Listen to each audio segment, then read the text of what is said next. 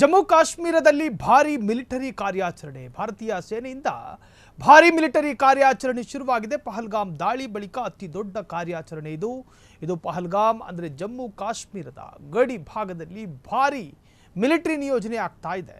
ಹಾಗಾದರೆ ಜಮ್ಮು ಕಾಶ್ಮೀರ ಮತ್ತು ಪಾಕ್ ಗಡಿಯಲ್ಲಿ ಏನೇನಾಗ್ತಾ ಇದೆ, ಸಂಪೂರ್ಣವಾಗಿ ಪ್ರಕ್ಷುಬ್ಧ ವಾತಾವರಣಕ್ಕೆ ತಿರುಗುತ್ತಾ ಯಾವುದೇ ಘಳಿಗೆಯಲ್ಲಿ ಯಾವುದೇ ಕ್ಷಣದಲ್ಲಿ. ಇದು ಜಮ್ಮು ಕಾಶ್ಮೀರದಲ್ಲಿ ಭಾರಿ ಮಿಲಿಟರಿ ಕಾರ್ಯಾಚರಣೆ ನಡೀತಾ ಇದೆ.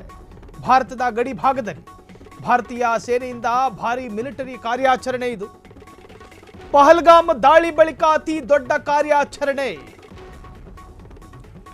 ಜಮ್ಮು ಕಾಶ್ಮೀರದಲ್ಲಿ ಭಾರಿ ಮಿಲಿಟರಿ ಕಾರ್ಯಾಚರಣೆ. ಭಾರತೀಯ ಸೇನೆಯಿಂದ ಭಾರಿ ಮಿಲಿಟರಿ ಕಾರ್ಯಾಚರಣೆ ನಡೀತಾ ಇದೆ. ಪಹಲ್ಗಾಮ್ ದಾಳಿ ಬಳಿಕ ಅತಿ ದೊಡ್ಡ ಕಾರ್ಯಾಚರಣೆ ಇದು. ಜಮ್ಮು ಕಾಶ್ಮೀರದಲ್ಲಿ ಭಾರಿ ಮಿಲಿಟರಿ ಕಾರ್ಯಾಚರಣೆ ನಡೀತಾ ಇದೆ. ಭಾರತೀಯ ಸೇನೆಯಿಂದ ಭಾರಿ ಮಿಲಿಟರಿ ಕಾರ್ಯಾಚರಣೆ. ಪಹಲ್ಗಾಮ್ ದಾಳಿ ಬಳಿಕ ಅತಿ ದೊಡ್ಡ ಕಾರ್ಯಾಚರಣೆ. ಜಮ್ಮು ಕಾಶ್ಮೀರದಲ್ಲಿ ಭಾರಿ ಮಿಲಿಟರಿ ಕಾರ್ಯಾಚರಣೆ, ಭಾರಿ ಪ್ರಮಾಣದ ಮಿಲಿಟರಿಯನ್ನು ನಿಯೋಜನೆ ಮಾಡಲಾಗ್ತಾ ಇದೆ. ಕಾರಣ ಪಾಕಿಸ್ತಾನದಿಂದಲೂ ಕೂಡ ಒಂದು ರೀತಿಯ ಬೆದರಿಕೆಗಳು ಬರ್ತಾ ಇರುವಂತಹದ್ದು. ಭಾರತ ಅದಕ್ಕೆ ತಲೆ ಕೆಡಿಸಿಕೊಳ್ಳೋದಿಲ್ಲ. ಆದರೂ ಕೂಡ ಭಾರತದ ನ್ಯಾಷನಲ್ ಸೆಕ್ಯೂರಿಟಿ ಅಂತ ಬಂದಾಗ, ರಾಷ್ಟ್ರೀಯ ಭದ್ರತೆ ಅಂತ ಬಂದಾಗ ಸೇನೆಯನ್ನು ನಿಯೋಜನೆ ಮಾಡಬೇಕು, ಗಡಿ ಭಾಗದಲ್ಲಿ ಕಟ್ಟೆಚ್ಚರವನ್ನು ವಹಿಸಬೇಕು.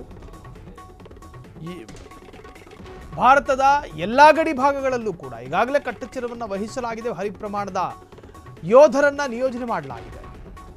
ಈಗಾಗಲೇ ನಮ್ಮ BSF ಯೋಧ ಪಾಕಿಸ್ತಾನದ ವಶದಲ್ಲಿದ್ದಾರೆ. ಸೊ ಆ ಯೋಧನನ್ನು ಕೂಡ ಕರೆಸಿಕೊಳ್ಳುವಂಥ ಪ್ರಯತ್ನಗಳಾಗಬೇಕು ಭಾರತದಿಂದ.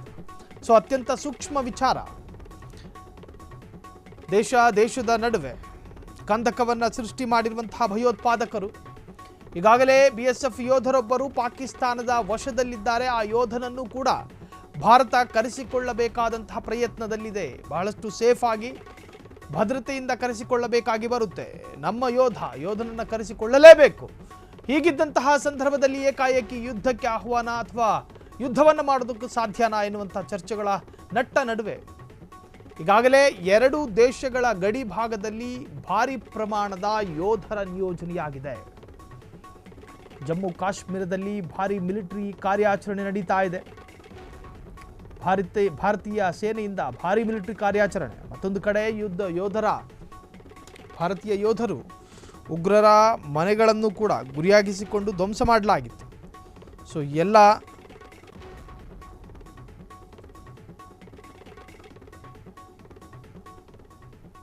ಸೊ ಎಲ್ಲ ವಿಚಾರಗಳ ನಡುವೆ, ಚರ್ಚೆಗಳ ನಡುವೆ ಜಮ್ಮು ಕಾಶ್ಮೀರದಲ್ಲಿ ಭಾರಿ ಮಿಲಿಟರಿ ಕಾರ್ಯಾಚರಣೆ.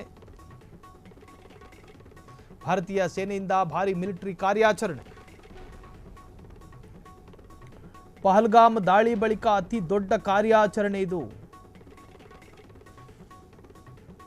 ಜಮ್ಮು ಕಾಶ್ಮೀರ ಮುಖ್ಯಮಂತ್ರಿ ತುರ್ತು ಸಭೆ. ಒಂದು ಕಡೆ ಜಮ್ಮು ಕಾಶ್ಮೀರದ ಮುಖ್ಯಮಂತ್ರಿ ಉಮರ್ ಅಬ್ದುಲ್ಲಾ ನಿನ್ನೆಯಷ್ಟೇ ಒಂದು ಹೇಳಿದರು, ಉಗ್ರರ ಅಂತ್ಯದ ಆರಂಭ ಶುರುವಾಗಿದೆ ಅಂತ ಹೇಳಿ.